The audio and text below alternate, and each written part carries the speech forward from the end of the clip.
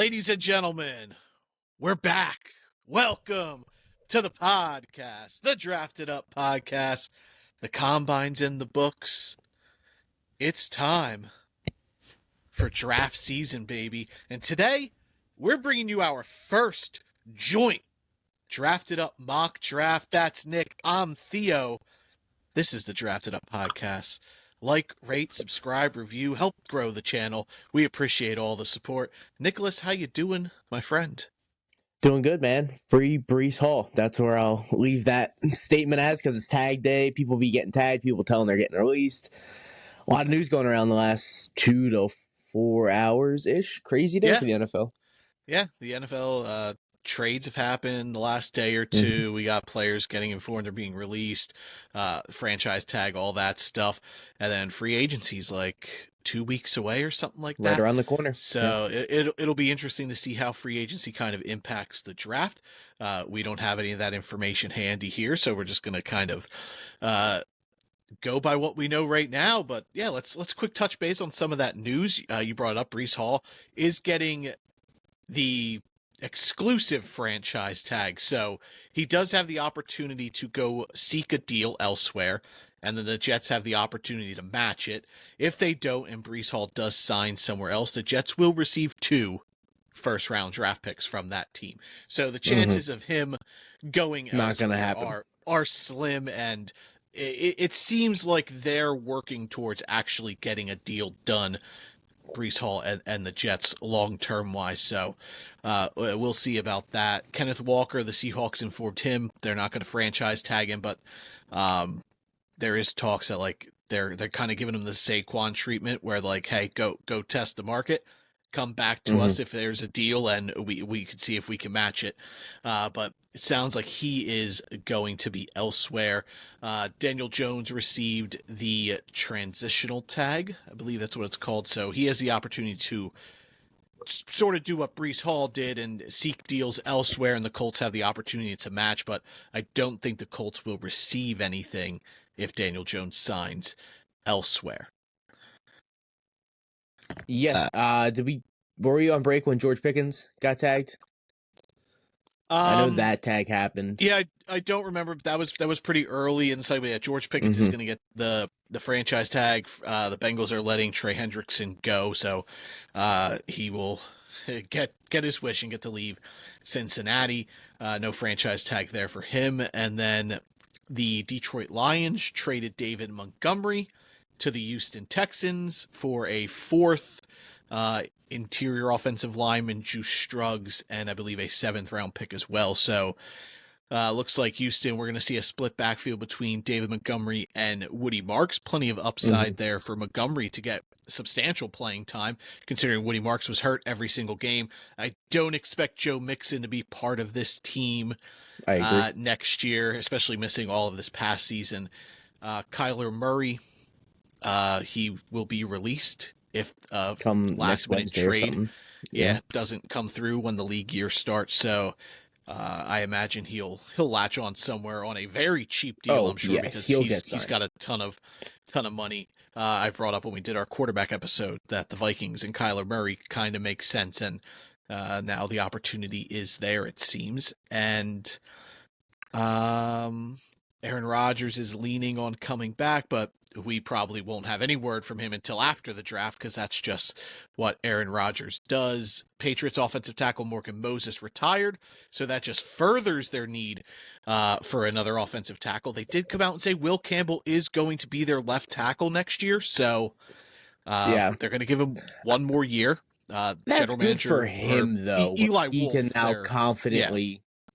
He can sit back and relax and not worry about, I'm going to lose my job. I'm going to lose playing time. Am I going to have to kick inside? Am I going to have to learn whole new system transitioning from guard or tackle to guard and vice versa and whatnot? But we'll see how it goes. But, man, he had a rough 3 to 4 game stretch to end the season. So hopefully he can bounce back, get his head in the right mindset. But I am a big Will Campbell supporter. So if they're keeping him out on the outside, I'll sit here and support that coaching staff and Will Campbell at the end of the day. Yeah.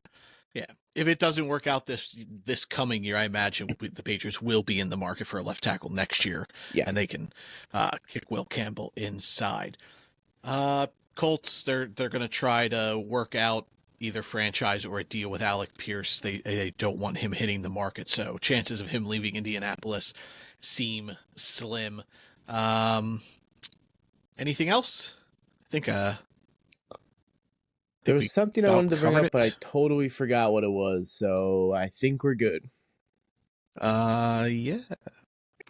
Panthers left tackle Ike Ekwonu got hurt in the playoffs. He's going to miss all of this season. All season. He was torn patella tendon, so huge loss for the Panthers. Is that guy one of their better offensive linemen, maybe their best offensive lineman, goes down to the Bear. injury. That's what the Bears center up and retired. He played every snap last season. Pro Drew Bowler, Dalman All Star. yeah. I blanking on his name. Yeah, he was with the Bears just last season. They signed him in the offseason to a 3-year deal, but he told the team that he's going to retire. So that's rough for Caleb and Ben Johnson down there in Chicago. So hopefully they can find a quick replacement. But center's hard to replace, man. Yeah. The Vikings are going to release Aaron Jones. That came out as well, and they're willing to move on from all-pro edge rusher Jonathan Grenard as well. They're willing to trade him for a second-round pick is what it looks like the asking price is for him. So, interesting offseason ahead for the Vikings with quarterback questions, and the way they're handling it almost feels like a rebuild situation, despite the fact they won 9 games. So, it'll be interesting. Are you ready to dive on into this mock draft? Anybody you want to shout out from the combine before we jump in here? Just overall, just this draft class looks a lot cleaner than a lot of people thought it was going to, like on paper before the combine. A lot of kids came out and performed really, really well. There's a lot of speed in this class. There's a lot of overall really great athletes. So at the end of in a couple years, it doesn't look phenomenal right now, but if a lot of these kids pan out and hit their max potential, there's some freak athletes in this draft class that are going to be able to perform really well in the next level. So I'm excited, man. I'm excited. Yeah, and we're absolutely going to touch base on some of them throughout the mock here. But yeah, the combine, this group tested better, performed better than I thought. Kind of added a little excitement to this class that's deemed lackluster. I jokingly said in our group chat that all the non-athletic guys, they convinced them not to test to make the class look better on paper. Yeah. But yeah, like historically, fast group here. Like they pretty much set the record across the board almost at every position for fastest 40 group 40s amongst every position. So it did add a little buzz to a much needed class here. So you ready to dive into this mock draft? Hell yeah, dog. All right, let's pull up the simulator. We're going to be using PFF's mock draft simulator today here for our first joint mock on the podcast. I've done a few on solo episodes, but this will be the first where Nick and I will be doing the rundown here. And don't worry, Colts fans, Falcons fans, Packers fans, Jaguars fans, we are going to touch base on some options for your guys' teams. You guys don't have first-round picks, but we don't want you to feel left out. But this is a strictly one-round mock draft for our first joint effort here. So you ready to get this bad boy on the road? Yeah, man. I mean, man, maybe the Colts shouldn't have dished out so many first-round picks for Sauce Gardner and then went and lost their quarterback and didn't win another game for the rest of the year. So, yeah. All right, we're not going to do trades in our first go round here as we get into the swing of things together. We're looking at potentially doing some team specific mocks down the line here. Try to give you guys more mock draft content here. So comment how you want to see us improve mock drafts, because I think we were only able to do 2 last draft cycle. So we want to do more of those because mock drafts are a fun practice. It kind of opens up scenarios. NFL teams, they do mock drafts. They're not just there for fans. Actual general managers are just running through simulations to see how the board falls, so they're prepared come draft day. So shoot things in the comments on mocks you want to see us do, stuff like that. But first pick's pretty easy. It's going to be Fernando Mendoza, the quarterback from Indiana, to the Raiders. Yeah, I have absolutely no gripes or disagreement with that. It's been locked in stone for about a month now at this point. It's essentially once Cam Ward was confirmed pick 1, everyone knew he was going to Tennessee last year. It has been confirmed, essentially. It is 99.9% set in stone. Mendoza is going 1 to Vegas here. I'm not going to lie to you. I like Mendoza. I really do. I just don't think last year he wouldn't have been my QB1, and last year was a historically low QB class. I would have taken Cam Ward over him. I agree. I would have him very similar to where I had Jackson Dart. I'm not going to lie, which is still a first round grade on Jackson Dart. I know you didn't. You had Shedeur over Dart, but Dart was my QB2. I have those guys very close, like middle to low first round talent guys, but Vegas has to pull the string here. There is no other quarterback that should be going close to this pick, arguably in round 1, besides Mendoza. So the QB is the NFL, and the NFL runs on great quarterbacks. So if you have a great one, you will succeed. So I get the pick. Yeah. Yeah. Tom Brady's going to be heavily involved in this pick. So if Brady is a Mendoza guy, and like what you hear about Mendoza, it's more so not about what he does on the field, which is good. His tape's good, but it's what he does off the field, the team building, the way he handles himself, how prepared he is. So from that retrospect, like it makes sense here. I don't think there's really a chance the Raiders trade it. If they do, I think it would be like the Jets offering. They got 5 first-round picks the next 2 years. If they offer their 2 this year and one of those next year, maybe the Raiders bite the bullet and like, hey, we'll just roll with Geno or sign Kyler or Tua, one of these guys who's going to be available, and get our guy next year. But I think I agree with you. I think it is pretty well set in stone for Fernando Mendoza goes 1 to Vegas. Yeah, for sure. Yeah, I don't think there's much debate, to be honest. That puts the Jets up at 2 with sleepy Aaron Glenn manning the ship here. As he may or may not have been sleeping at the combine. All season last season, I was like, yo, Aaron Glenn needs to be fired. I'm still on that train. I watched the man fall asleep scouting players at the combine. Get that dude out of there, bro. That dude is a joke. It is insane. I am so sorry to Jets fans. They literally fired everybody else. But him. Exactly, yeah, they fired everyone else around this dude, but their joke of a head coach. I get they have 5 first-round picks, and there's a lot of like excitement for the Jets' future, but at the end of the day, it's the Jets. They have to go out here and hit on all 5 of these picks, and I don't know, man. I don't trust the Jets at the end of the day, and I certainly do not trust Aaron Glenn as the leader of that team. Yeah, I like Aaron Glenn as a defensive coordinator. It does seem Great right DC. now he is a Great little DC. over his head as a head coach. This pick to me comes down to 3 dudes, and it is Arvell Reese, Sonny Styles, and David Bailey.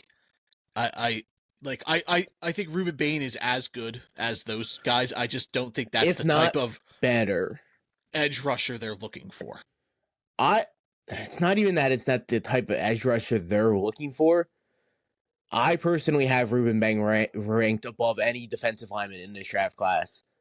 I just don't know if the NFL is going to see him that way, the way I do, you do. A lot of guys like on like football Twitter, scout Twitter, stuff like that. Ruben Bain's amazing. Just go watch his tape in the playoffs last season. But I think this pick is down to David Bailey and Arvell Reese. I get the Sonny Styles thing, and I really do. He's going to be gone by probably 5, if not 6 at the latest. I doubt he falls past the Giants, to be honest. But I really think that this pick's down to David Bailey and Arvell Reese. That's why I personally think the Jets are going to be locking themselves into. And these are 2 different plays. David Bailey is a traditional stand-up pass rusher. That's his thing. He's a little weak in run defense, but he's passable. He'll be okay. He got better this year compared to his career at Stanford prior to Texas Tech. Arvell Reese is a projection. 1 year as a starter, tested out the gym. Is he an off-ball linebacker? Is he a pass rusher? And I think ultimately, like, his ceiling is so high that, like, I think you just take the shot on him here. That everybody says maybe he is Micah Parsons. Well, if you believe that, you have to take him because I love David Bailey. He's not Micah Parsons. If you believe Arvell Reese is that, you take that shot. where do you have him ranked compared to Jalen Walker coming out last year, who was a linebacker, defensive end combo mix kind of guy? I think he's a better linebacker and a better pass rusher than Jalen Walker. I agree. I 100% agree. It also helps that he's like 6'4", and like Jalen Walker was just a hair under or a hair above 6 feet. But this dude's 6'4", 240 plus pounds. He's 20 years old. Like, I think that's what you lean on, just the upside of this dude. I don't think David Bailey, plus there's some rumblings of some character issues with him, so he might fall a little bit. You're not hearing any of that with Arvell Reese. I agree. I think if I had to put money on between Bailey and Reese, I would be more comfortable putting money on Arvell Reese going to the Jets. I think that's. I think he can play off-ball linebacker as well. At the combine, his hips are. I think he's a better off-ball linebacker. Yeah, than he is a pass rusher. I get he's like a one-season guy, but I don't know, man. I think he's a special kid. I like all the Ohio State kids at the top of this draft, man. They are really, really talented kids. Yeah. All right. So we're going to go Arvell Reese to the Jets. Arizona's on the clock. This could be a spot for Francis Moinoa or Spencer Fano, the offensive lineman from Utah and Miami, respectively. I wouldn't rule out the edge rushers in Bain and David Bailey. I also would say Sonny Styles is in play here. You can make a case for Jeremiah Love, but I just don't think the Cardinals are going to go with a running back at 3. I think they're going to put to the test their pick of Trey Benson, and there's some rumblings they might release James Conner, but I just don't think they're in position to go running back at 3. So I would lean going premium, either Bain or Bailey or one of the tackles in Moinoa and Fanu, who could also kick into guard if need be. Like, I think both have that potential, but I think I'm more comfortable putting Moinoa at right tackle and leaving him out there than I am Fanu. But Fanu, much better athlete that I think there is some versatility for him. I just love the attitude Moinoa brings. He had an interview where the guy interviewing him asked him, like, how do you feel about playing guard? He's like, oh, teams have asked me, if that's where they want me, that's where they'll put me. There's 5 opportunities for me to get on the field. I'm going to take one of them. And I love that mentality. So, like, that's phenomenal. If I would be making the pick here, I would go Moinoa over Bain or Bailey for the Cardinals. I really like Moinoa, obviously Miami fan. I think him and Fontenot take a little bit of a fall compared to where people thought they were going to go. I really think, because at the end of the day, they're not elite prospects. And I get David Bailey, in my eyes, he's in the same range as Moinoa.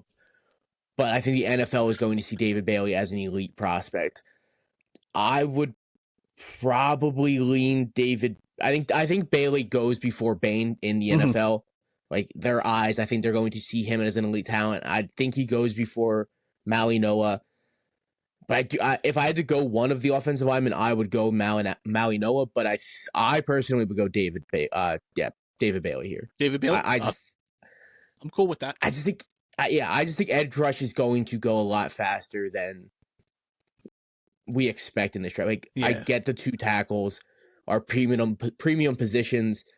So are defensive ends in the NFL. So if one of these kids is an elite talent in the majority of people's eyes, being David Bailey over Francis Moinoa, I think there's a chance Moinoa like falls out of the top 10.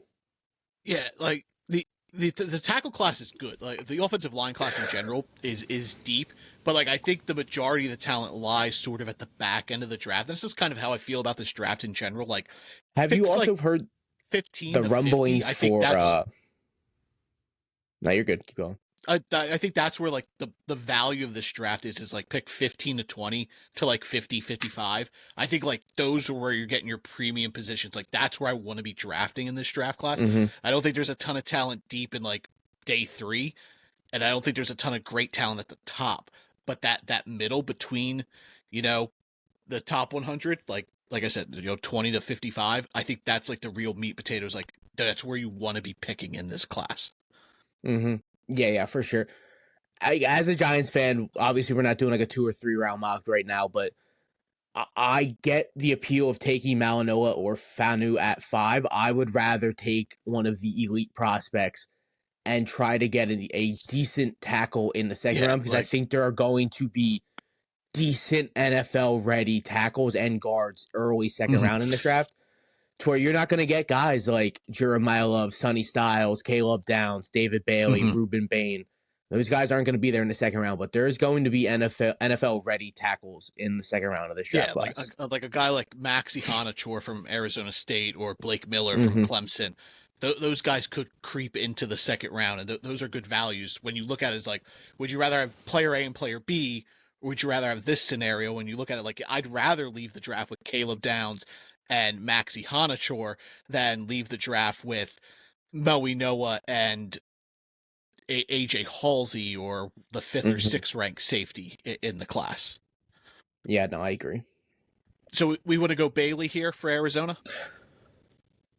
I would personally go. What about Sonny Styles, man? I'll tell you right now. I honestly think the window for Sonny Styles opens up at fucking 2, if I had to guess, to be honest. Yeah. I'm going to tell you, we're going to kind of do our big board episode a little different this year, so you don't have to sit through us just talking about 100 names in a row. When we get to that point, Sonny Styles is probably going to be my number 1 overall player in this draft class. Like, I think he is that good. I think at the end of the day, he is going to be an all-pro player. And if I had to put money on, like, one defensive guy being an all-pro player in this draft class, it would be Sonny Styles. Like, there's a ton of defensive end talent, but what Sonny Styles can do from a linebacker perspective, like, he is a good reason to why Arvell Reese is going to be drafted so high. He's a good reason to why Caleb Downs is going to be drafted so high, because he locked down that defense at Ohio State, and he was the anchor to it all. I would personally take Sonny Styles over David Bailey, but it's a situation of, do they take the elite edge rusher or do they take the elite middle linebacker? But I think both of these guys are off the board over the, I don't want to say average tackle prospect, but a really good tackle prospect who's not an elite prospect. Yeah, there's not a Joe Alt in this class. No, there's not. Yeah, like these guys are, I wouldn't even say they're as good as Will Campbell was last year. Like, I would have them just a hair below Will Campbell. I agree. I looked at Will Campbell as a near blue chip prospect. I don't think any tackle in this draft class or offensive lineman in general is a blue chip prospect. Yeah. We're going to go David Bailey. I think there's a better chance an edge rusher. They'll go edge over just a straight linebacker, but it would not surprise me come April if Sonny Styles is the 3rd pick of the draft. No, I'm cool with Bailey going over Sonny Styles, because now it gives me that puts Tennessee up. I'm gonna throw up Sonny Styles here for Tennessee's new head coach. He was San Fran's Robert defensive Saleh was Sonny Styles. Yeah, that's what I mean. He was San Fran's defensive coordinator with Fred Warner. Fred Warner and Sonny Styles play the exact same style of linebacker. They are side to side, back pedal. They're going to get in guys' faces regardless of where they are on the field. He's so explosive. He's so fast. He's so big, and he can hit hard. I think Sonny Styles could change Tennessee's defense phenomenally. And it kills me that he's going 1 pick for the Giants. That bums me out, bro. Like, you could bring up the receivers, but Tate didn't run the best at the combine. Makai Lemon didn't interview the best. I don't care that he ran a 4.5. He's still. I don't believe that he did. I'll sit in this chair right now and tell you, I don't believe that 40 time was right. Yeah, he's game fast. I don't care that he can't run. That his 40 time was 4.54. Yeah, Devontae Adams ran a 4.54, and I think CeeDee Lamb also ran a 4.5. Yeah. So I'm not too concerned, but teams are going to look at that and be like, well, maybe he's a little slow. And Makai Lemon, he didn't interview great. He's kind of an odd character. And then Jordan Tyson has the medical concerns that, like, I think Tennessee can get a wide receiver in round 2. So I also think there's a really good back end of first, early second round receiver. I think the receiver class in the draft is really good. you can bring up Jeremiah Love here, but we love to preach that bad teams shouldn't take running backs high. Look what happened with Vegas and Chanty last year. And Jeremiah Love is an incredible talent, but with a guy like Sonny Styles on the board, I think that's where you have to go with Roberts. It's going to be hard to convince Robert Saleh to not draft defense. Oh, I think Tennessee's going defense regardless. If it's David Bailey, if it's Arvell Reese, I like Caleb Downs in the spot a lot too. But I think Sonny Styles paired with this Tennessee coaching staff and what they got going on, they drafted their quarterback last year. Now it's time to draft a quarterback of their defense with Sonny Styles. Yeah. Yeah, and they got a ton of money in free agency. I wouldn't be surprised if they bring in a guy like Wan'Dale Robinson. He's got familiarity with Brian Daboll. And then you draft a guy at the second round to be the other pass catcher there, or to pair with Ayumin or Chimere Dike. Like, to me, like there's like Sonny Styles is too good to pass up here. That puts the New York Giants on the clock. Where are you leaning with this pick? I'm in a different spot than I was, let's say, just a week ago. Because if it was a week ago, I would be like, fucking Ruben Baines is my favorite prospect in this draft. I don't think Ruben Bain goes nearly as early as I think he should go or where I expect him to go. I expect him to be a top 10 pick. There's a chance he falls out of the top 10 in my eyes. I don't know if he falls past Kansas City at 10 or 9, wherever they pick, but in my eyes, he should be a top 5 or ish pick. I love Ruben Bain. I could not say enough good things. I would personally, a week ago, said all Miami's offensive linemen, Malinois would be a lock at 5. I don't know if that's necessarily the case now with how the offensive lineman class is shaping up. Mm-hmm. I think if I had to narrow it down to 2 guys, and I'm taking Ruben Bain off the table because I don't think he's going to go here to 5, the 2 guys I have it down to would be Caleb Downs, Ohio State safety, and Jeremiah Love, running back, Notre Dame. Those would personally be the 2 guys that I think the Giants would be looking at. I think Harbaugh is going to be looking at who can get onto the football field day one and help this team immediately. Jeremiah Love stacks up the running back game with Scadaboo coming off a horrific ankle injury. So who even knows how good Scadaboo's going to be. Tyron Tracy isn't an every down running back. And then what Caleb Downs could do to this defense for a John Harbaugh ran team, we already seen what had happened with Kyle Hamilton when they let him run free and run Baltimore's defense. He's an all-pro caliber safety at the end of the day, so is Caleb Downs. So I'll let you make the pick, but those are the 2 guys that I would have it down to. Some medical stuff came out about Downs that he has a torn meniscus, but that's not the worrisome thing. He's also apparently got a degenerative ACL. So does that scare you away in a deep safety class that has guys like Dylan Thieneman, Emmanuel Nikhil Warren, AJ Halsey, who I brought up, Zeke Wheatley from Penn State, and a handful of other guys? Like, does that make you shy away from Caleb Downs and then you just go with the elite blue prospect of Jeremiah Love? But like, if I had to make the pick, I'm not concerned about the Downs stuff. I would still go Caleb Downs here. Yeah, I at the end of the day, I don't know how bad that kind of injury stuff and medical stuff would be in the future. I'm not a doctor, wouldn't claim to be, but I don't, if he gets the seal of approval from your medical staff and outside NFL medical staff that he's going to be good to go for the longevity future, but obviously it's not guaranteed. But at the end of the day, a running back's future is not guaranteed in the NFL either. So a running back could easily get hurt, blow out his knee anytime, any place, because running back is a brutal position. But I would lean Caleb Downs over Jeremiah Love as a Giants fan. I agree. So we're going to go Caleb Downs to the Giants. Cleveland on the clock at 6. I think here's where the window for the receivers starts. Tate, Lemon, maybe Tyson. I also kind of want to bring up a long shot here, and that is offensive tackle. You're going to bring up Monroe Freeling, right? Yeah. Yes. Okay.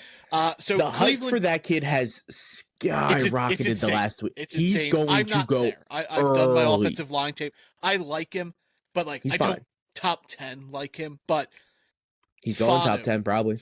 Fanu and Moinoa, they're not true left tackles.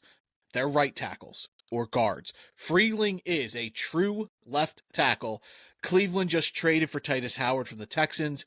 And Schefter was talking about how he's their right tackle. Cleveland has no offensive lineman under contract. So it sounds like they have their right tackle locked up. So do they go with the athlete at left tackle in Monroe Freeling here at 6? I think that is preposterous, but it's the NFL. They value offensive tackles, and I in think it this was spot, was it Cleveland, Phil Yates who had him going like top 10 before the yeah, it was him combine or even happened?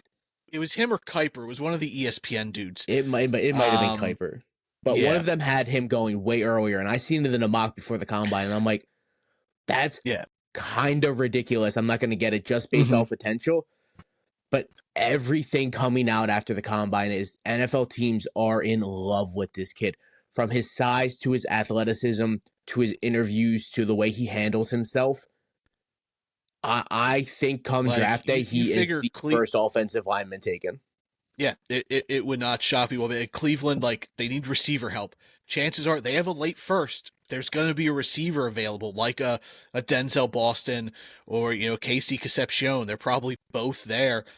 And, like, Freeland's 21, 6'7", 315. Like, I don't think it's crazy that he goes this high. I personally wouldn't do it, but I kind of think that's where Cleveland ends up going.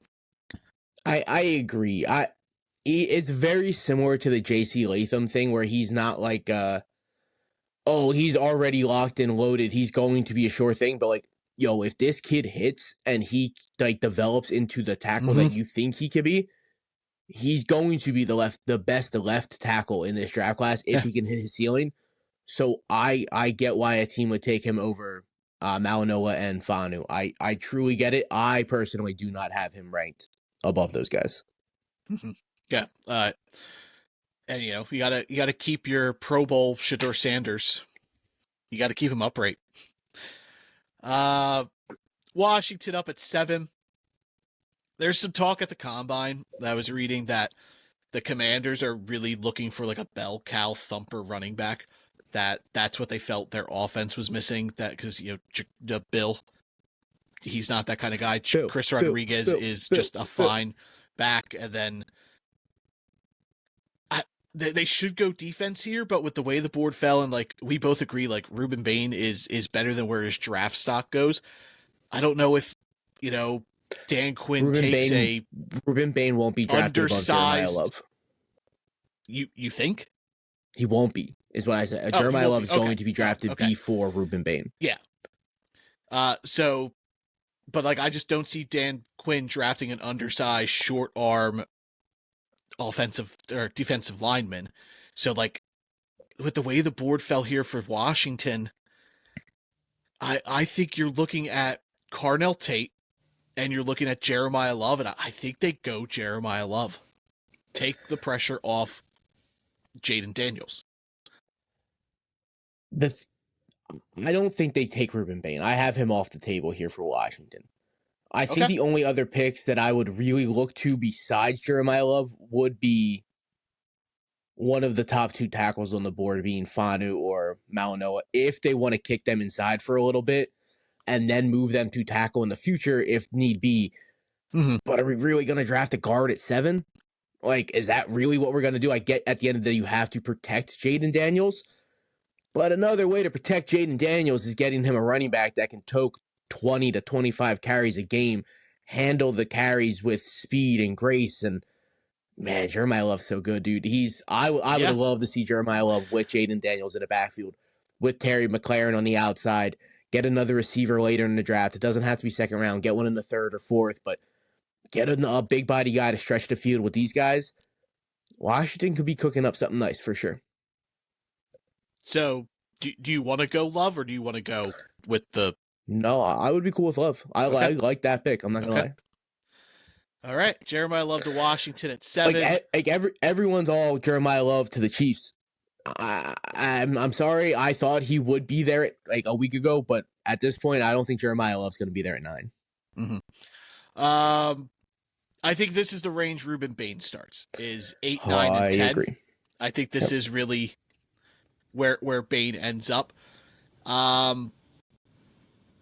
But like all three receivers being available for the Saints makes me think they try to bolster this offense for Tyler Shuck, and they grab Tate, Lemon, or Tyson to pair with Chris Olave.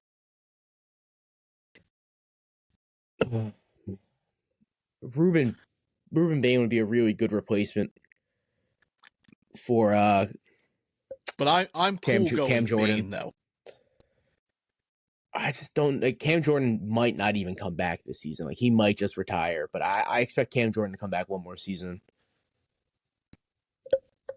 But at the end of the day, man, like Devon Vele is their 2, right? What was that? Sorry, I was reading. You're good. Devon Vele, he's their number 2 receiver. Yeah, and Tyler Shuck's been hyping him up and whatnot, but do you really want him to be your number 2? I think he's a good number 3. I'm way more comfortable with Devon Vele as my third option. Yes, I agree. And if you really want Tyler Shuck to work out the way he could, you still got Kamara back there. You could get a running back in free agents or even later in this class because there's not many running backs going after Jeremiah Love. I'm not going to lie to you. I'm cool with one of the receivers, dude. I kind of think that would fit for Tyler Shuck. I think that really opens up the offense for the offense that they have currently. So, like, I think Lemon is a better pair with Olave, but I don't think Mekhi Lemon's the first receiver off the board. So I think I would lean Carnell Tate, even though skill set wise, him and Olave pretty similar. But I just think Tate makes more sense of going. I think it makes more sense Cardell Tate's the first receiver off the board than it is Lemon or Tyson. I agree. Tyson comes with the injury stuff, and then Lemon comes with the bad interviews. And I like Lemon a lot. I love Cordell Tate, though. I think Tate is going to be the best receiver in this draft class. I think he's the most pure, well-rounded receiver. I think he's going to be the first receiver taken.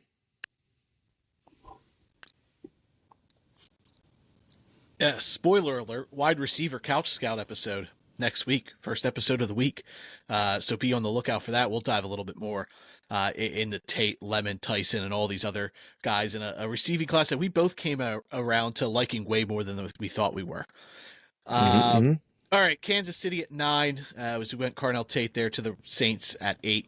The board has fallen nicely for the Chiefs in my eyes. I think Ruben Bain's in play here. They can play him inside. They can play him outside. I think Spagnuolo would really know how to use Bain because similar build to a guy like Justin Tuck, who is a little bit smaller, a little stockier, shorter arms, but Spagnuolo got the best out of Tuck.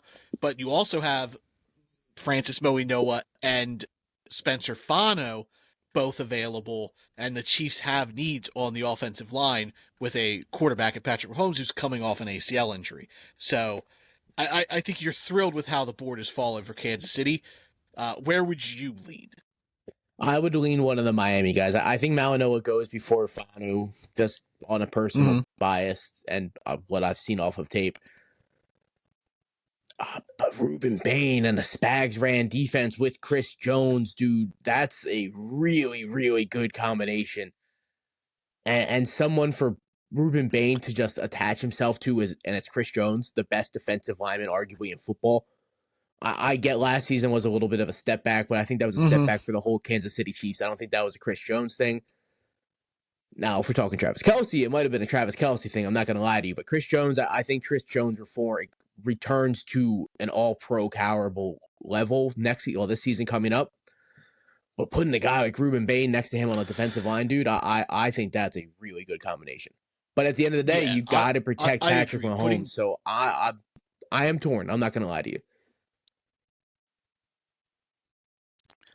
Yeah, so I agree. Like Bain with Chris Jones, incredible.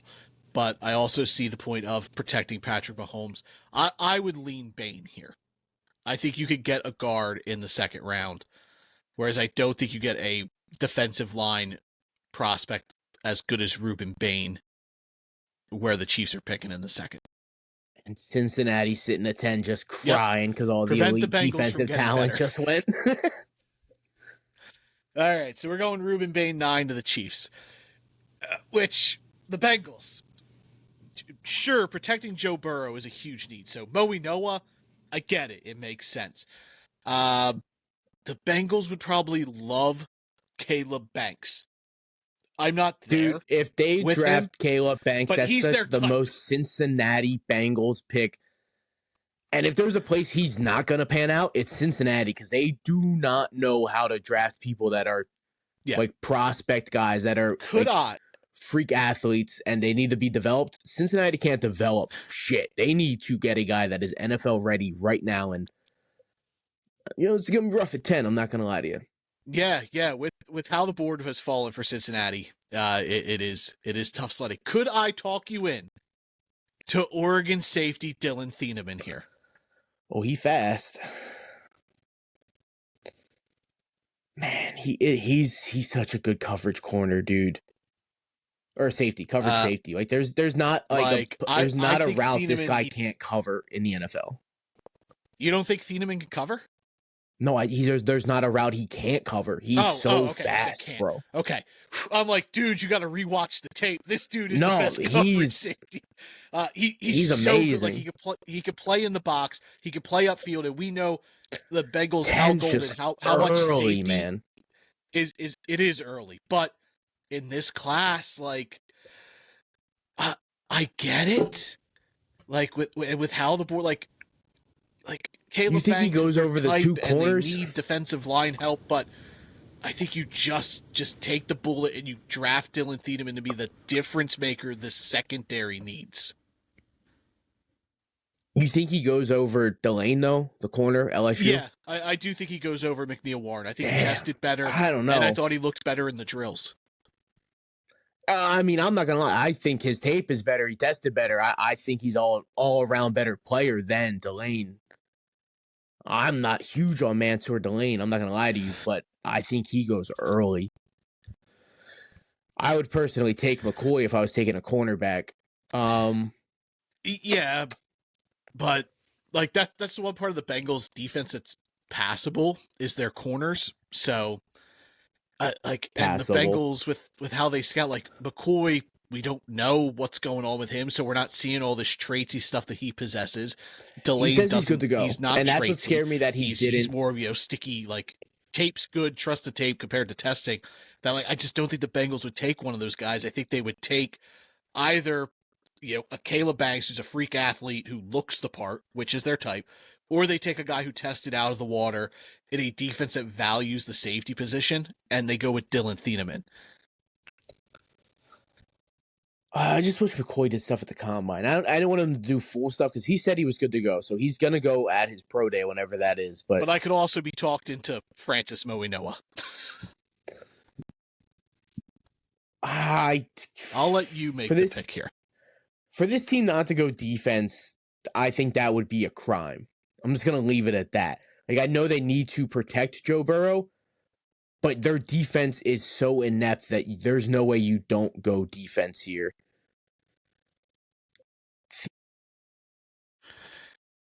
Yeah, so if I had to make the pick between Mansour Delane, McCoy, corner from Tennessee, or Thieneman from Oregon, the problem with McCoy not playing last season is what's giving Thieneman the bump in my eyes. So, yeah, give him Dylan Thieneman, safety Oregon. I'm not opposed to it.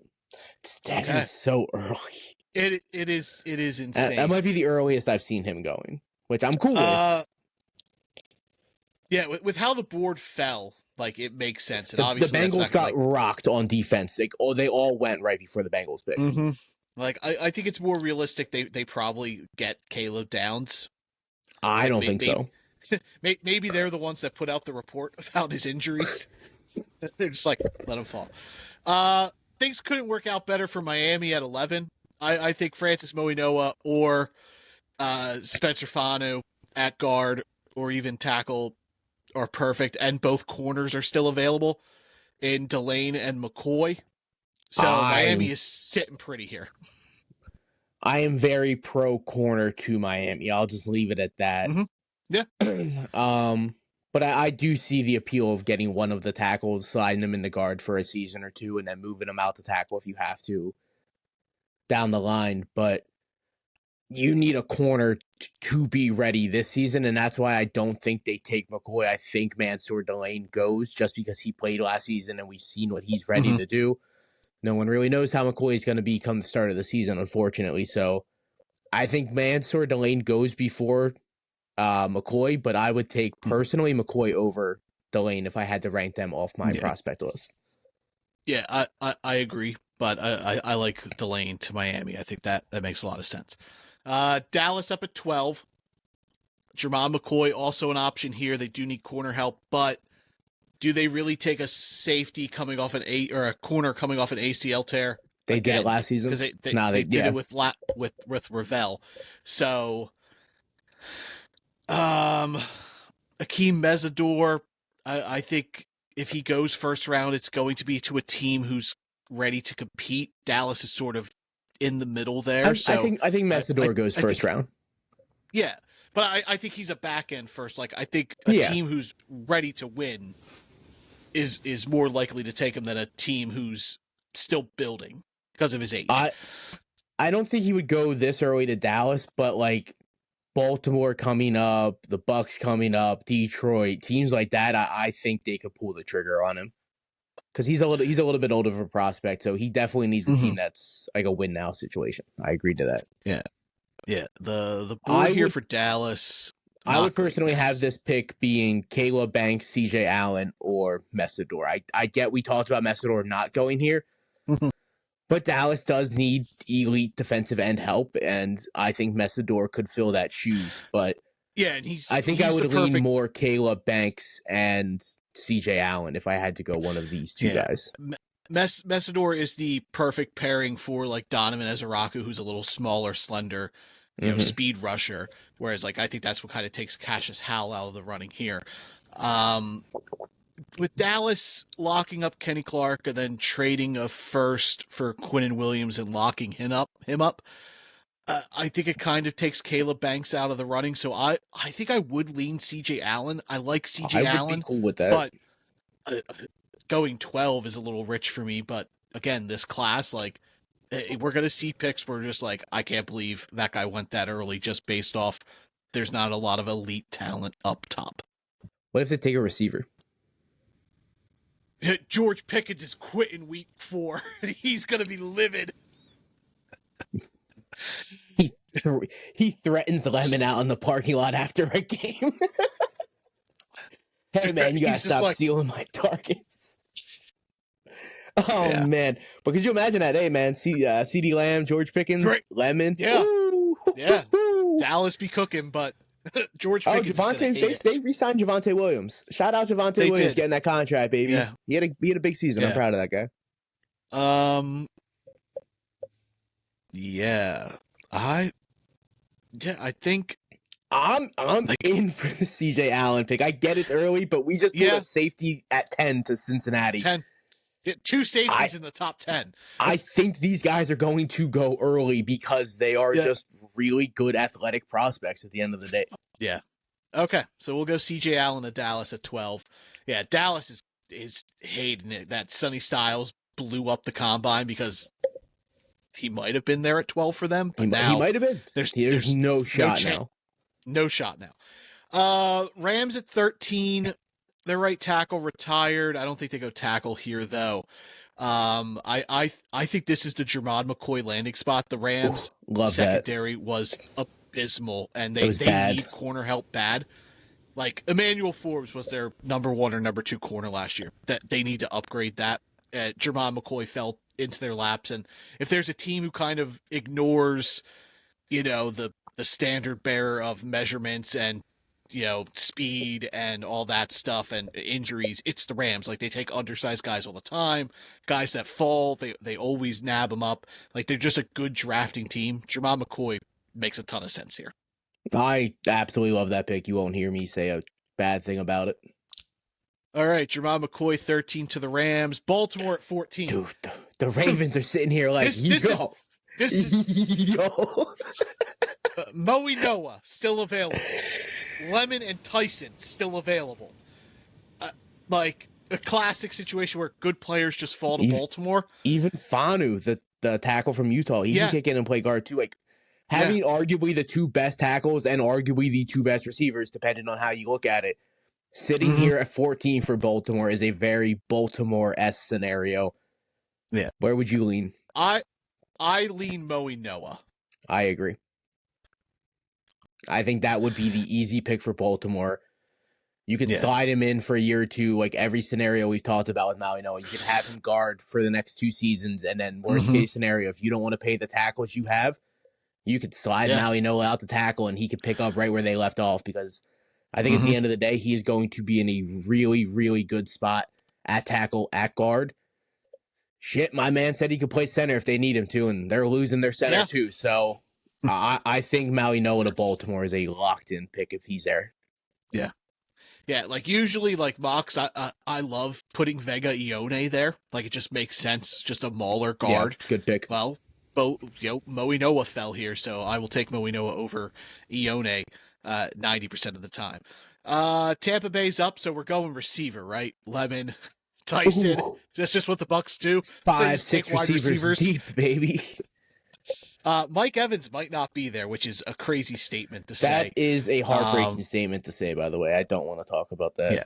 He is testing free agent. Kenyon Sadiq's the fun pick here, but like I think there's a better chance. Like this is the Mesidor spot in my eyes. I think I like Sadiq as like an overall prospect. I think that kid is vastly overrated though, and I love fast athletic tight ends. Mm-hmm.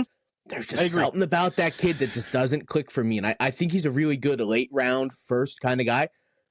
Shit, man, I wouldn't bat an eye if he fell to the second though. I'm not gonna lie to you. Yeah. I don't think he does after his combine. I agree. I don't have a first round grade. I don't have a first round grade on Sadiq.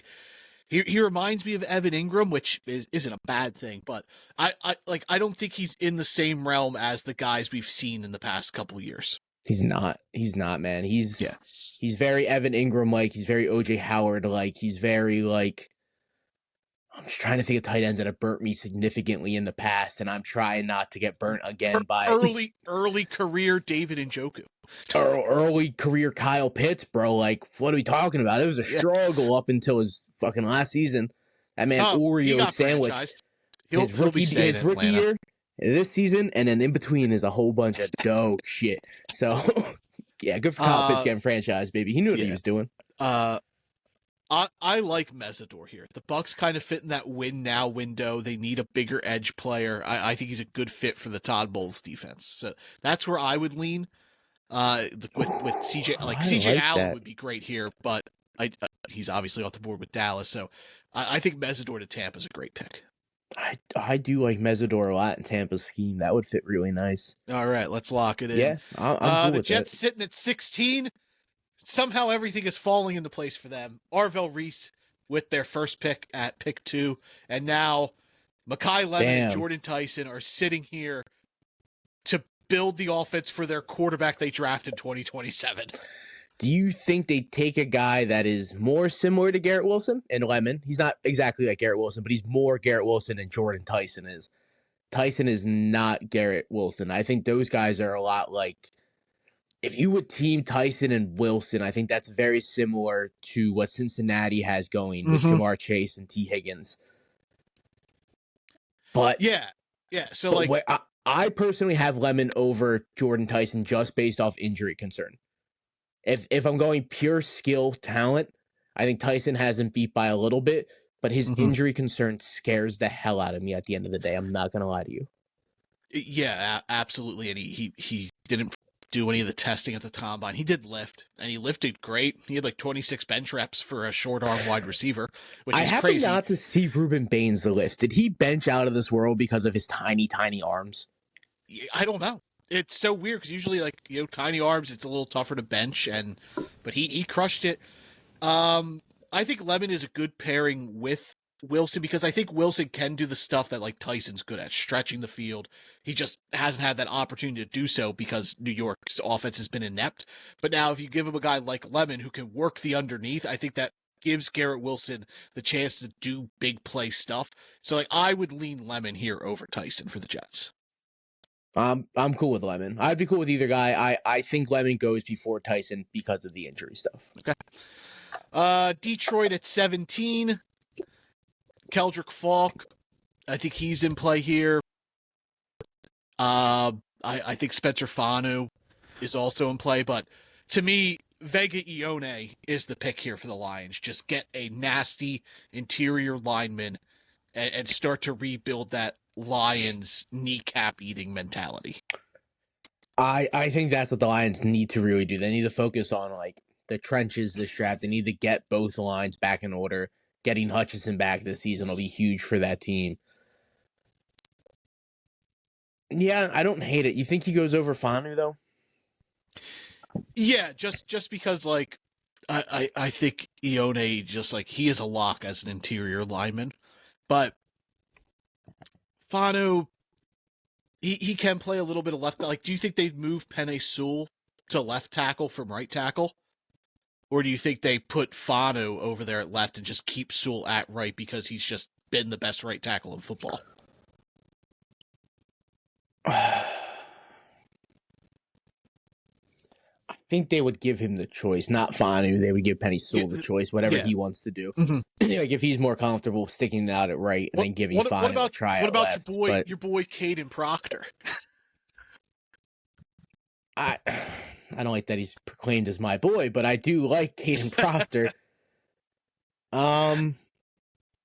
I don't think Proctor goes over Fanu or Ione, though. But I'll let you decide on which lineman here for Detroit, because I think we're both in agreement that it's going to be offensive line, maybe defensive line, but I don't like the prospects of Falk or Cassius Howell or Caleb Banks to Detroit as much as I do Fanu or Ione. It's hard for me to pull a trigger on a straight guard over Fanu, who could, I think Fanu could play both. We can go Fanu. No, but I'm saying I think Fanu can also play interior. I don't think he plays center per se, but I think he could be a guard. Mm-hmm. But that versatility is why you would lean him over Ione, is what you're saying. Yeah, I think so, yeah. Okay. We'll go Spencer Fanu then to Detroit at 17. Minnesota's up. There's three players in my eyes here. Like, I'll get Jordan Tyson off the board. Like, I don't think he's going to be the pick, though. With Jordan Addison and all of his issues, it wouldn't shock me if Minnesota tried to get ahead of the game and just drafted Jordan Tyson and traded Jordan Addison. And I think Caleb Banks is a great fit for Brian Flores. I'm not crazy about Avian Terrell, but I think he fits the scheme for Flores. So I think he is in play here. And then obviously Emmanuel McNeil Warren would be the other option for the Vikings. I think it's those three guys. I would have it down to Terrell and McNeil Warren. I personally love Terrell, though. I think he's right there with Mansour Delane, dude, as cornerback 2 in this draft. Like, I'm not gonna lie, I don't think there's much separating those guys. Yeah, I'm a little lower on Terrell. But Flores has been getting it done with just these ho-hum corners, and no disrespect to Byron Murphy and Isaiah Rodgers, but like they're not like, since the Vikings have gotten rid of Zimmer, it doesn't seem like they value the corner position as much, whereas like Zimmer was drafting a corner in the first round every freaking year. But maybe a talented corner like Terrell does bolster it. Like Harrison Smith not being there makes me lean McNeil Warren, but I think he's a good replacement to him. I think McNeil Warren could slide into Hitman's spot and I not think say that's pick up where he left go. off, but I think that's a really good step in the right direction to replace Hitman. Yeah, and he's that chess piece. He can play at the line of scrimmage. He can play back. He has a knack for knocking out the ball and finding the ball. So I am going to lean McNeil Warren here for Minnesota. Hell yeah. Carolina at 19. We brought up Ike Ekwonu missing the season. I don't know if they go offensive tackle, though, here. Like Proctor, Lomu, Blake Miller, Ihanachor. So I think that's out of the question. I like Avian Terrell here to pair next to J.C. Horn, though. I think that'd be great for Carolina. Terrell to pair... Do they go Jordan Tyson, though? Just take another receiver. I was going to bring up Jordan Tyson, and I'm also going to bring up Kenyon Sadid to tight end. I know they drafted Jontavius Sanders a couple years ago, and he has not really worked out. And Kenyon Sadid is an elite version of Jontavius Sanders. If you had to really compare those two kids, I think that adds a lot to the offense for Bryce Young. I'm not going to lie. I like it. It's new. I don't see Sadiq going to Carolina often in mock, so let's do it. Let's get a weapon, but shy away from receiver. Let's give Leggett time and bring in a tight end to open up the offense for Bryce Young. So yeah, I just think this team could bring. I think they can bring in a slot receiver to pair with Tet and try to really develop. You just said his name, Leggett. Leggett on the outside. Yeah. I personally don't think Leggett's going to develop much more than he has, to be honest. But Jalen Coker's no slouch either. He's a good. I agree. Receiver. I think he's a fag. I think if you get those three guys, you bring in a decent little slot guy. Nothing over the top. No break the bank for a low budget receiver. But I think you can make that receiving crew work, especially if you add a guy like Sadid to that weapon room and that weapons. And I do like that. It's a different pick. All right, so Dallas back up. They went C.J. Allen at 12. Jordan Tyson's still on the board, baby. I'm comfortable with Avian Terrell here. Now they do need corner help, and now you're getting a corner who's not coming off an injury. So Terrell, I like that a lot. And Savon Ravel, that is an exciting corner room going into 2026. Yeah, for sure. That's something I could definitely get behind. I like that a lot. All right, Avian Terrell to Dallas at 20. Pittsburgh's up at 21. I know you're going to push for Ty Simpson here, but I don't think they turned down Jordan Tyson. I get it. But I think Rodgers is back, and I've heard nothing but Pittsburgh loves Will Howard, and they're comfortable going in with him as their quarterback this year. There was a lot of when Will Howard came out, Vegas loved Will Howard. Tom Brady loved Will Howard. He thought he could develop him into a really good quarterback. So yeah, man, maybe Pittsburgh did find something, and they're just like, "Yo, we're gonna rock with Will Howard for another year on the bench. Let him develop. Let him learn the system." Jordan Tyson with DK Metcalf, man. With DK Metcalf. I like that. I think with that. With how the board fell, I don't think Pittsburgh turns down Jordan Tyson. Yeah, I dig that. All right, Chargers up at 22. Vega Yone still sitting here, and I think that might be the most no-brainer pick in the draft. And you can even see it with the ADP here on PFF. Yone's ADP is 22.6, and the Chargers are picking at 22. It just seems to be the popular pick. Peter Woods, maybe, but it seems the NFL's kind of down on him. If the Chargers do not get Justin Herbert protection, it's insane. They're in the same spot Cincinnati's in, but they have a really good defense. So they don't need to go defense. They need to protect Justin Herbert. Look at the life and the night and day difference in this team when their offensive tackles went down. Their whole team went to shit. The offense completely changed. They had 3 viable fantasy football receivers with huge Keenan Allen and Ladd McConkey, and they were all ripping it up. They lost their offensive line. Yeah, Gatson was great, and they lost their offensive line, and it all just went to shit, bro. Justin Herbert was the favorite to win MVP at one point last season, and it all just crumbled because the offensive line couldn't stay healthy. Yeah, if you can't protect Herbert, this team's not winning games. Yone just makes a ton of sense here. Philadelphia at 23. Go Birds. I wouldn't rule out a receiver here if they trade AJ Brown. You could be looking at Denzel Boston or Concepcion, probably more so Boston. He's the bigger body type. Maybe you wait a year for Chris Bell, but I don't know if Philly does that, or Omar Cooper Jr. But I've heard a lot of rumblings that Philadelphia thinks Devonta Smith, if he is the number 1, could be JSN. So I think they'll give him every opportunity if they do move on from AJ Brown. You think the Eagles are salivating over Fitz good? I think they would love him. Bigger edge. They could move him around on the line. He's very Brandon He's young. Cooks-like. He's the youngest player in the draft. So He could sit. That's what Philadelphia loves doing. They just love drafting these guys. Let them Brandon sit Cooks and is the learn. receiver. What defensive end am I thinking of? Brandon Graham. Brandon Graham. I said Brandon Cooks, and I'm like, that's that receiver, dog. He is a lot bigger than Brandon Cooks. I can tell you that much. Yeah, like I think Folk fit really nice Caleb in that Banks defense, just off traits. Yeah, but I think they would lean Folk. Edge is more of a need for them. I think Folk does fit the Philadelphia defense really well.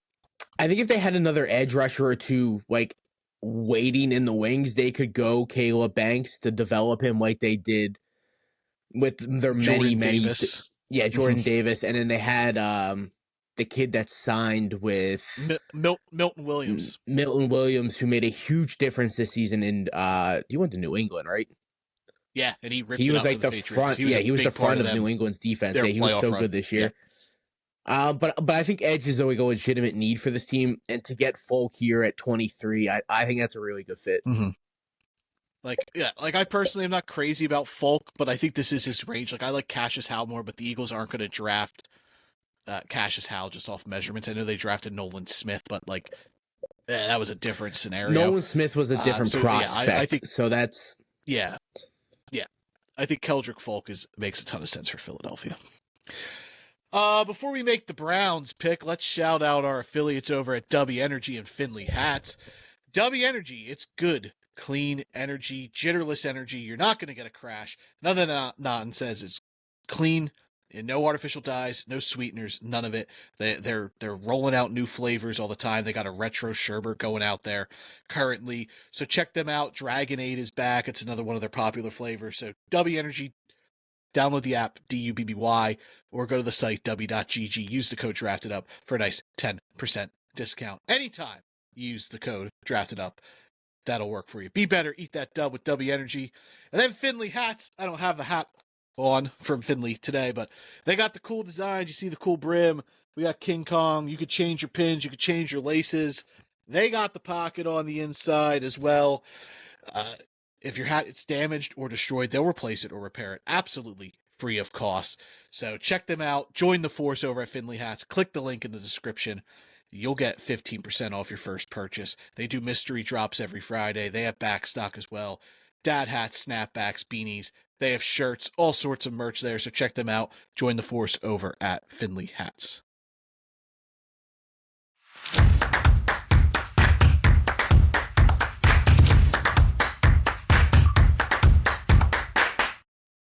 All right, let's get back to the mock. Cleveland Browns on the clock here, their second pick. We went frisky and went Monroe Freeling with their first pick back at pick 6. Pick 6. Now we're sitting here, 25, and the scenario we brought up did kind of fall in place. Denzel Boston's on the board. Casey Concepcion's still there. Chris Bell, but Cleveland's really not in the place to wait a year for a wide receiver. Omar Cooper Jr. To me, this comes down to Omar Cooper Jr. or Denzel Boston. And Denzel Boston. I agree. Gets you the size. Cooper gets you the separator. So it's really, what are you looking for in this offense for Shador, Deshaun Watson, or whoever the quarterback is next year? Cedric Tillman can't stay healthy. He's kind of their size guy.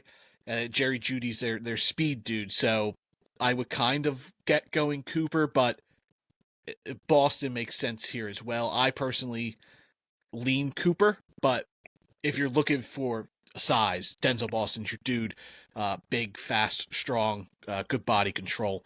We'll go over him next week. Same with Omar Cooper Jr. So I think the Browns would lean towards a size guy, so I would go Boston here for them. But if you think they would go Cooper or Concepcion, have at it. Make a case.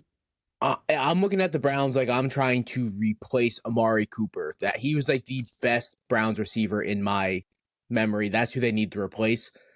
And I don't think that's with Omar Cooper. I think that is with Denzel Boston. I think he is a bigger, more physical guy that can cover like more ground. He demands more coverage than Omar Cooper does. And I have these guys pretty close in my rankings. I have them pretty high, both of them. But I put Denzel Boston right above him. So I love Denzel Boston. I'm not going to lie to you. Yeah, you've been on him since, during the beginning of the season, college season, when we were doing the the prospect spotlight series. So yeah, we'll go Boston to Cleveland at 24. Bears at 25. I think this is where Caleb Banks' fall stops. I think the Bears, they're in the spot that they could take this traitsy, unproven sort of player. And like, I personally would rather Peter Woods, but I think the NFL is going to like Caleb Banks more than they do Woods. I think they're going to really buy into these traits that Banks gives you. He's 6'6". He's got like an 80-inch wingspan. Like, he's huge. Yeah, at the end of the day, I would take Peter Woods over him, but like you said, I don't think the NFL's... I think Caleb Banks is going to get drafted before Peter Woods, based off where he can like be in the next couple seasons. Peter Woods has not a high ceiling, but Caleb Banks' ceiling it's endless, dude. If he can develop the best possible way, the Bears got a hell of a steal here at 25. That would be quite the pick. Yeah. Absolutely. Buffalo at 26. Receiver. There's the pick. It doesn't matter which one you want. Lock one in. I do believe there's a chance A.J. Brown's on this roster, and this pick maybe goes to Philadelphia, but again, we're not doing trades. I think Omar Cooper Jr. fits what the Bills need. Like, Concepcion, too similar to Khalil Shakir, which that's Buffalo's type, but Omar Cooper to me is a separator. He is the potential to be a wide receiver one. I think at 26 at Buffalo, it makes sense that's where they go. I think he's the best receiver on the board. I'm not going to lie to you at this point. I agree. I think Buffalo's offense, he fits very, very well. And like you said, Concepcion, Buffalo doesn't need that kind of guy. They need a guy that can go out there and be close to a number one wide receiver. And I think out of the guys that are left, because Chris Bell's coming off an injury, he's not going to be ready. But Omar Cooper he's ready to go week one. Yeah. All right. San Fran at 27. Yeah, Omar Cooper would have been great here. So Concepcion in play. I think Concepcion fits Caden that kind of receiver they like. Absolutely, yeah. Behind the line of scrimmage. He's a very Deebo Samuel kind of guy where he can play behind the line. He can catch the short stuff. He can. Well, I'm not saying size-wise, but the way he plays. Yeah. Did you see the whole thing about him having a speech impediment and he stutters when he talks, and like apparently people at the combine were like making fun of him? And he came out was just like I'd like Concepcion. It made me grow. It's like, oh, this. I'm in. I would be even though like heartbroken if I seen that. You don't do that. Yeah. Like, on tape, I don't love him as much as, like, I agree. Where he is ranked majority of, like, wide receivers. You see him a lot in people's top 5, top 6. I don't like him that much, but, like, the story about him dealing with this stuttering issue and, like, at the combine, it's a job interview. You're so talking he's for hours, nervous. yeah. So, like, he's freaking out, and people were just like, I heard, like, there was a lot of negative stuff, and he made a post that, like, that's who he is, and, he's not going to let it stop him and chasing his dream and stuff like that. Yeah. So I hope he goes first round. I don't think he's a first round guy, but I think San Fran is a good spot for him. I think he goes first round at the end of the day. I'm not going to lie. I would plug him into San Fran. I would like that pick a lot. I was going to bring up your boy, Caden Proctor. And they're going to need a tackle at some point. Yeah. Yeah, Trent Williams might be holding out, or something's going on there with him and the Niners. So I think Caden Proctor's in play, but they need pass catchers for Brock Purdy. Jennings is a free agent. It's Ricky just Pearsall can't stay healthy. Yeah. George Kittle's hurt. Christian McCaffrey. That's it. Like, that's all they got. Hanging on by the building or injured. Shoestring, dude. Like, it's just CMC. George Kittle's banged up constantly. Jennings is a free agent. Pearsall never plays. Yeah, dude. I would be cool with Concepcion here. I think it's a good fit too. I think he fits San Fran style. Maybe we change his name to KC Recepcion. Whoa. Boo. I'll see myself. I love that Houston traded for Montgomery. David. They don't have. I get Shrugs isn't a great offensive lineman or a good offensive lineman, but they do not have the offensive lineman depth to be dealing offensive linemen to begin with. Like, you already can't protect CJ Stroud to begin with, and now there's like, let's go get rid of one of our depth offensive linemen for David Montgomery. Who is protecting David Montgomery and CJ Stroud? Oh, fucking nobody, dude. It's Yeah, so they insane got what Houston's they got mindset is. yeah, they got Ariante Ursary. That's the only alignment of theirs I can name off the top of my head.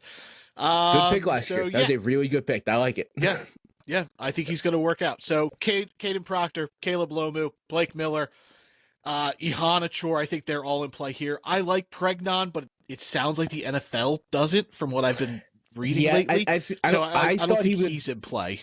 I think there was a chance 2 weeks ago where Pregnon could have went first. I don't think that happens anymore. Yeah. So you just go big and just go Caden Proctor with Ursary. And Proctor gives you guard, and Ursary could play right tackle, so you could play Proctor at his natural spot at left. I like Proctor a lot. I think the NFL's going to like Proctor. Yeah, that's what I think it comes down to, for sure. I at the end of the day, you need to protect CJ Stroud. You need to protect his offense. You need to make sure that CJ Stroud can stand in a pocket for more than 4 seconds. So, okay, yeah. So Caden Proctor to the Texans at 28. Rams up their second pick at 29. With their first, we went Jermod McCoy, the corner from Tennessee. Simpson. Can I talk you into Ty Simpson?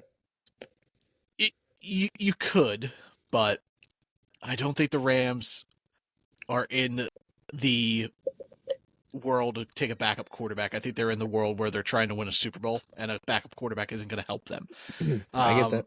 You know what I think? I do think the Arizona Cardinals are going to trade up into this range here, the 25 to 30 range, and I think they're going to draft Ty Simpson. I don't hate it.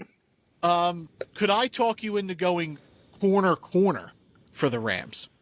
Ooh, you probably could because their secondary's that bad. Like, you thinking Brandon Cisse, super athlete. We could pair up the Tennessee boys with Colton Hood and Jermod McCoy. I like Cisse a little more than I like Hood. I also I love Chris Johnson a lot. I like Chris Johnson a lot. I was like Pons, the guy above him. I think, yeah, Pons a little smaller though, so I don't know if the Rams look that route. I think they're looking more outside boundary guys. I'm way higher on Chris Johnson than the simulator. I'll tell you that. But Brandon Cisse, really good athlete. It wouldn't surprise me if they just pair him and Jermod McCoy and hope one or both of them hits. I could also see a world where, like, I know they said that they go Chris Bell, and he's a big part of a playoff run for them. Obviously, he's not going to play right away, but I think that is a possibility there. But I'm also fine going Ty Simpson if you really think that's what the Rams do. I would say the tackles are also in play. Rob Havenstein, I was going to bring retired. up Blake Miller and Caleb Lomu. I was going to bring up those two guys. I also do like going corner, being Cecil or Hood as well. Yeah, I think the NFL's going to like Ihanachour more than they are Miller and Lomu. I don't know how much the NFL's going to like Lomu. I agree to that, but I think they're going to like Blake Miller more than the Arizona State kid. The experience of Miller is going to be what gets him sure. Drafted high.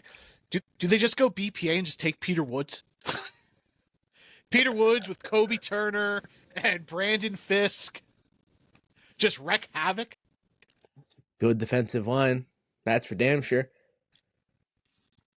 Oh man, you brought up corner, and I'm still hooked on that. Like, I'm not gonna lie to you. Like, I think that makes the most sense here for the Rams. Like, their secondary is depleted. Okay. So which corner would you lean? Cisse, Hood? I would take Cisse if I had to go one of the corners. Chris Johnson's not going to go this early, dog. I like Chris Johnson, but he's not going to go this early. I think Chris Johnson will be a top 40 pick. I do. Yeah, I think he is a middle of the round second guy. I think that's where he's going to go. All right, we'll go Cisse then to the Rams at 29. Denver up at 30. Weird to list running back as a need, PFF. I don't think the Broncos take a running back. Yeah, considering they already come out and said that they're going to re-sign J.K. Dobbins Like, they want to get that under control. And then they have the kid they drafted last year, who I'm blanking on their names, taking 3 weeks off, and I forgot football. The kid I absolutely loved coming out of UCF. What was his name? RJ Harvey. RJ Harvey, that was his name. I can name his college, goddammit, but I can't name his name.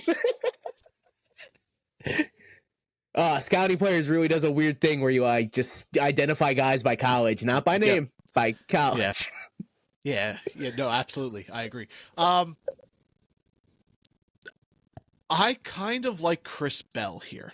Ooh. I think Denver's in the spot where they can draft a player who doesn't need to be effective for them right away, but can play into the spot. And I think Chris Bell gives them that big body, like, underneath receiver. A different receiver?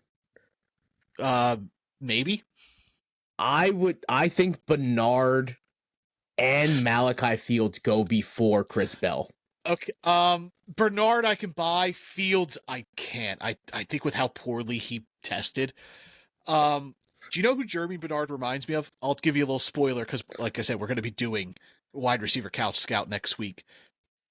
He kind of reminds me of Jarvis Landry. Hey, man, you're not going to find many Jarvis Landry fans bigger than this guy. So I know you love Jarvis Landry. Yeah. Him and Odell coming out of LSU were truly a special thing. Yeah. I just don't think Bernard goes first round. I think he's more guaranteed second round.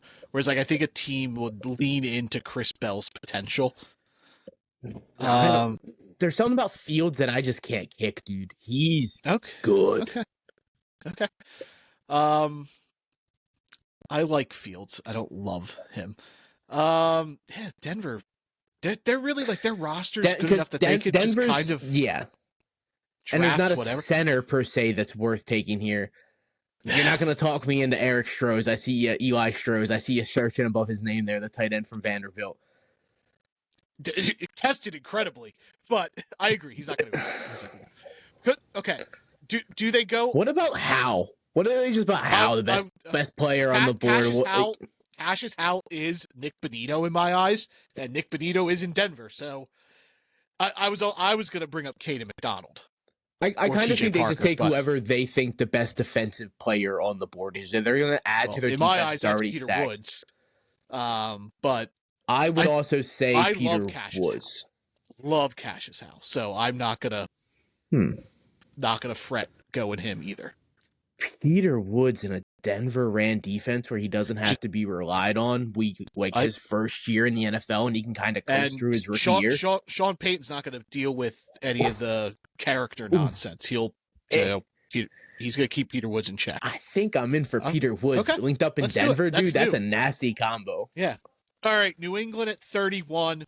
I think this is Cassius Hal or TJ Parker. I think they go one of the edge guys or even Zion Young.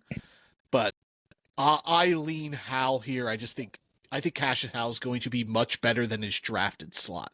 I think he's going to fall because of his measurables, but I just think he's too damn good of a player. Like I think we're going to look back in a couple of years and be like, how'd Cassius Hal not go in the top 15?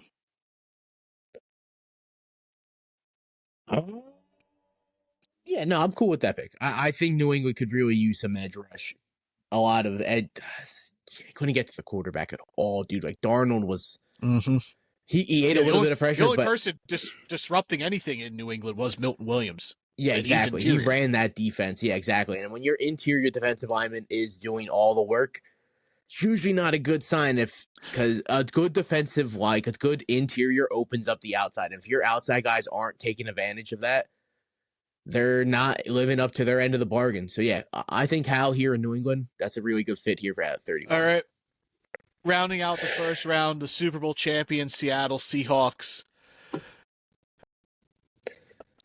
Do me a favor real quick and go to Blake Miller and then go to First Look on the PFF website. You want to see if he plays guard? No, I want to know what his class is. What is a G? Graduate. That's just a senior. Yeah, well, no, he's done school, so he probably got an injury eligibility year, so he's just a graduate. I've done a lot of scouting. I ain't never seen no G listed under someone's class, bro. I have. That's why I know what it is. If I really wanted to find somebody, I'm sure I could. We'll just nope. Ty Simpson, redshirt junior. Old redshirt junior, 23. Yeah. Seattle, great roster, so they could kind of go anywhere. I would lean corner, but it wouldn't surprise me if they, find an edge rusher to replace Boye Mafe, who's a free agent. I don't think they would lean running back in the first round. I know Mel Kiper had Darian Price going in the first, which was insane to me. I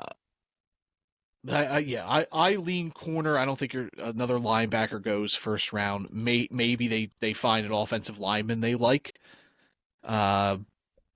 But like I don't think the NFL is going to view Lomu as a first round pick. Same with Pregnon. What about Chris Bell? Chris Bell? Yeah, he's a free agent. Cooper Kupp's getting old. You really only have JSN to rely on. They're losing Ken Walker probably. Hey, offensive help's kind of nice for Sam Darnold, brother. I love Chris Bell, so you do not have to talk me into having him go first round. And then you also kind of have Torrey Horton in the wings ready for him to kind of take over for Shaheed. Chris Bell could take over for Cooper Kupp at the end of the season. Yeah, I like that. JSN, Chris Bell, Torrey Horton, that's a receiving crew I can get behind. I like all three of those guys. With your boy A.J. Barner and Elijah Arroyo. Big bodies. Oh, I do love both those guys. All right, let's do it. Chris Bell to Seattle to round out the first round. I'm not going to recap it. I'll leave it on the screen, so if you're watching, you'll see the draft maybe if it decides to grade. But I did promise the four guys who didn't pick first. Indianapolis, they're up first in the second round of this group. I'm looking at like AJ Halsey, the safety from LSU. He's probably going to be there. I think that's a good pick. Jake Galday, the linebacker from Cincinnati, or Josiah Trotter, the linebacker from Missouri, and Malachi Lawrence, the edge rusher from UCF. I think those guys all in play there for the Colts. Atlanta, Eli Stowers, the tight end from Vanderbilt. If they want to get weapons, maybe they use Kyle Pitts more as a receiver this year. Jeremy Bernard, wide receiver from Bama, and Zachariah Branch, the wide receiver from Georgia. I think they're great number 2 options for Atlanta. And then Chris Johnson, the corner from San Diego State. Green Bay, Caleb Tiernan, offensive tackle from Northwestern. Big body guy. Packers would love him. Same with the corner from Ohio State, Davison Igbinosun. Defensive tackle, Dominique Orange, and edge rusher, LT Overton from Bama. Overton, he fits the Packers. They draft the big edge guys. Overton fits that. And then Jacksonville, guard Chase Basantes from Texas A&M. Sam Heck, the center from Kansas State. Kamari Ramsey, the safety from USC. And then crazy one here for the Jaguars. I want to get your vibe on this. Jonah Coleman, one of the running backs, Jadarian Price, Mike Washington, Emmett Johnson. One of these running backs here at the back end of the second. They're probably losing Travis Etienne. And one of those bigger power guys, so not Price. So Coleman, Emmett Johnson, Mike Washington, kind of for Jacksonville there at the end of the second round. No, excuse me. I think that's a good pick for Jacksonville. I think they should be looking for a running back, to be honest, because if Etienne walks, you need a guy that takes a lot of the workload off of Trevor Lawrence. It opens up the offense tremendously. Like Etienne had a really good season down there in Jacksonville. I'm really interested to see what happens with him, Ken Walker. Like if these guys do end up switching teams in the offseason, that could have really big impacts on these teams because these guys take a lot of workload running back off class the quarterbacks. Is bad. They're going to get paid for sure. Yeah. All right. There we go. First mock draft in the book. Draft season. It's here. We back. We're excited. Yeah. Just this episode this week as we kind of ease back into things. Next week, though, first episode, we're going to bring wide receivers, baby. Wide receiver Couch Scout series, and then we'll figure out what the second episode is that week. Maybe it'll be a Couch Scout. Maybe it'll be a team-specific stuff or a free agent preview. We'll see what it entails for next week. Anything else before we head out?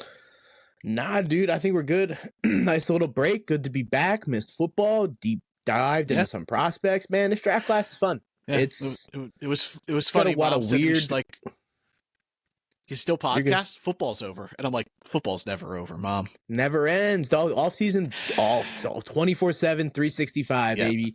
Off season's year round. Hey, if you're a fan of any of the teams that drafted, comment if you liked your pick or who you would have went there, or those 4 teams that, I kind of just rambled off some players for. Who do you want in the second round? If you're a Colts fan, Falcons fan, Packers, Jaguars, throw them in the comments. For Nick, I'm Theo. This is the Drafted Up Podcast. Like, rate, subscribe, review, all that good stuff. We will catch you guys next week. Couch Scout Series is back. Wide receivers. Oh, let's go, Top baby. 15. Bye.